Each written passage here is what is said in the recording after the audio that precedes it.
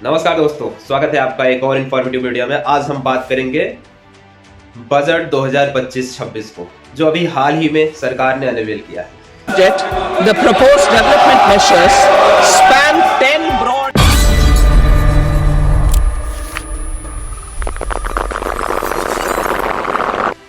ये बजट कहा जा रहा है कि इंडिया को विकसित भारत बनाने के लिए एक इम्पोर्टेंट कदम है, लेकिन क्या यह सच में बदलाव लाएगा या सिर्फ एक इलेक्शन स्ट्रेटजी है?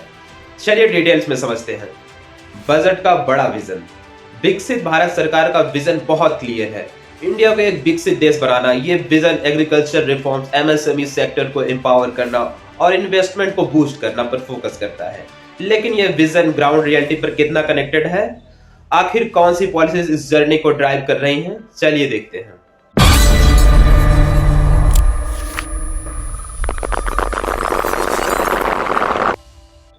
एग्रीकल्चर और रूरल डेवलपमेंट, क्या वाकई में किसान को फायदा मिलेगा? बजट में फार्मर्स और रूरल एरियाज के लिए कुछ नए इनिशिएटिव अनाउंस की गई है।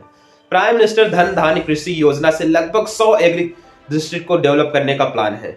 बिहार में तो मखाना बोर्ड सेटअप किया जा रहा है और कॉटन प्रोडक्टिविटी को बढ़ाने के लिए 5 साल का मिशन लॉन्च हुआ है। लेकिन सवाल ये है, क्या ये सब कुछ काफी है?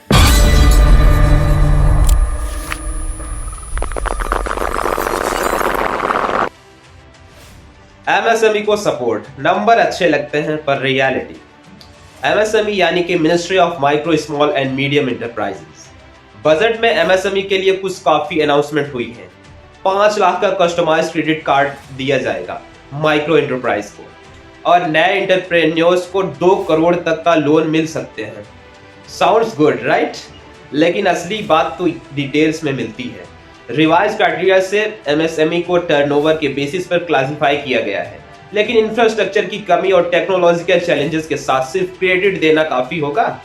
और 5 लाख का क्रेडिट एक छोटी इंटरप्राइज के लिए कितना मीनिंगफुल होगा, ये देखना पड़ेगा। क्या ये इनिशिएटिव स्मॉल और मार्जिनल फार्मर्स को वाकई फायदा देंगे? और इम्प्लीमेंटेशन काफी बड़ा सवाल है। क्या ग्राउंड लेवल पर ये स्कीम्स वाकई फार्मर्स तक पहुंचेंगी? ये सब सिर्फ अनाउंसमेंट तक सीमित ना रह जाए, ये देखना जरूरी है।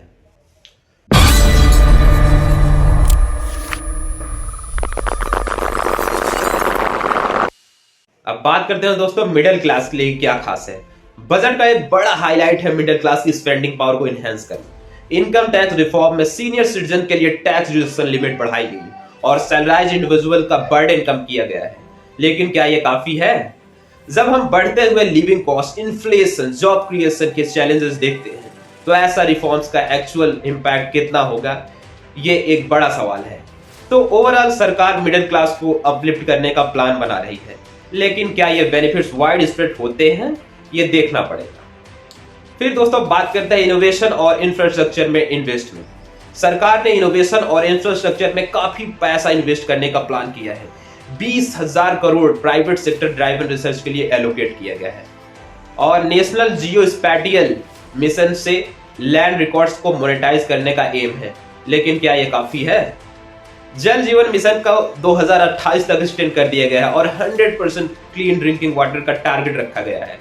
अर्बन चैलेंज फंड के लिए 1 लाख करोड़ का एलोकेशन है, लेकिन पिछले कुछ सालों में जो इम्प्लीमेंटेशन का पेस था, उसको देखते हुए ये सब कुछ ग्राउंड पर कितना दिखाई देगा, ये आगे देखते हैं।